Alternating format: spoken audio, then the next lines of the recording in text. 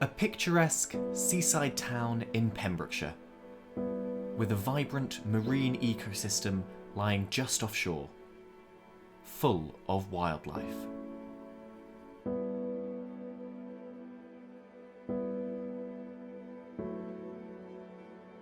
But there's someone new in town, a visitor from the high Arctic, and he's a very long way from home.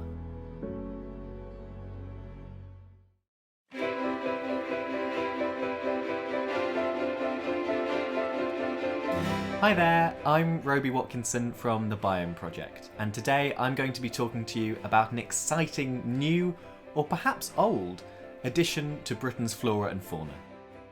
In spring 2021, an unusual visitor began showing up in British waters. A walrus, affectionately named Wally. Wally was first sighted in early March off Valentia in Ireland, and he then appeared off the Pembrokeshire coast. And now he's lounging on an RNLI slipway over 1,000 miles from home.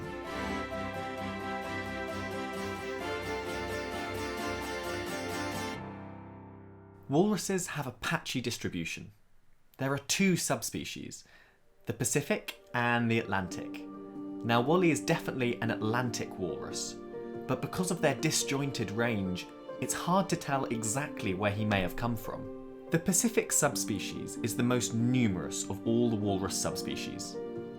It's thought that nearly 129,000 of them live and breed in the Bering Sea, with another as yet unquantified population in the Laptev Sea. In the Atlantic, Canada hosts 3 populations totaling around 20,500 walruses.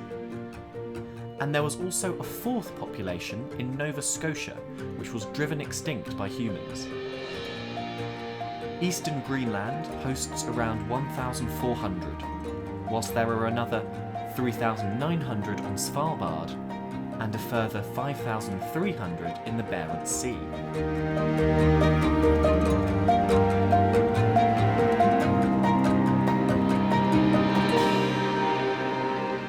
So it seems likely that Wally came from either Greenland or Svalbard. Either way, he's over 1,000 miles from home. So how on earth did he get here? One theory is that he fell asleep on an iceberg which then drifted south. Or perhaps he was searching for better feeding grounds.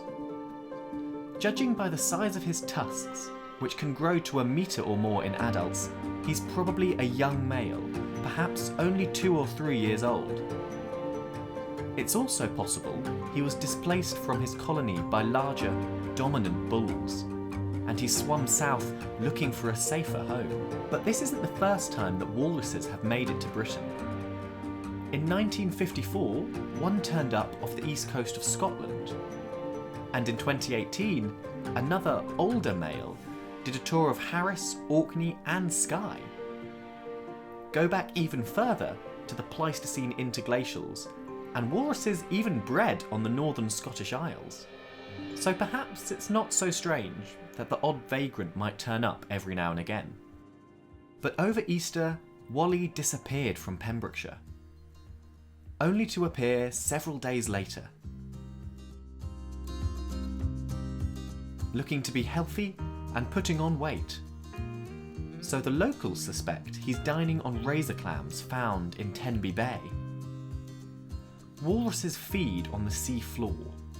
They use their stiff whiskers, called vibrissae, to probe and feel for shrimp, crabs, worms and mollusks, and their favourite is clams.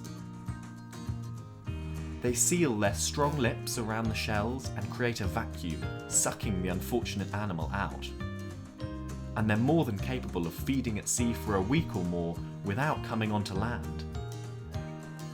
But when he does come ashore, it's back to lounging around. It's not unusual for a young male walrus to go off on his own when the big bulls get too aggressive in the breeding colonies. After all, we've all gotten used to social distancing. But when winter comes, Wally should make his way back north. Like the polar bears, walruses depend on the pack ice that forms over the Arctic Ocean in winter to feed. They hunt from the pack ice and they reproduce there. And the walruses use their huge tusks to carve breathing holes in the ice and lift their 1-ton bodies out of the water. But for now, he seems to be in no rush. And a good itch is his first priority. It's been a strange year for Pembrokeshire. Hammered hard by the pandemic, and it was never expected that part of the recovery would involve a walrus. Tourists have come from as far away as Essex and Newcastle to see him. The RSPCA are carefully monitoring his health, and he's fully protected by law. Now at least, the Arctic seems to be very far from Wally's mind. He's now made his way all the way down to Cornwall. And with spring's stormy weather continuing, who knows where he may go next? Walruses are keystone species in the marine ecosystem. By churning up the seafloor when they feed, they release nutrients locked in the depths and they release it back into the water column. And this creates a healthier and more diverse ecosystem. But like many Arctic species, the fate of the walrus is tied to the fate of the sea ice. And as it declines every year due to human activity, so too declines the room for them to feed and reproduce. And although they may look similar, the Pacific and the Atlantic walruses are highly distinct, and there is still so much we don't know about them. Can we restore the extinct Nova Scotia colony? To what extent do walruses impact other seals, either through predation or competition? And is the Laptev sea population a new subspecies? Now, once again, human activity means that the future of the walrus hangs in the balance. To learn more about these incredible animals and how you can get involved in protecting the Arctic, check out the WWF's Arctic Programme and their global report on the state of walrus populations across the Northern Hemisphere. You can also follow the Biome Project on our website, YouTube and Instagram for conservation films, British wildlife photography, podcasts and much more.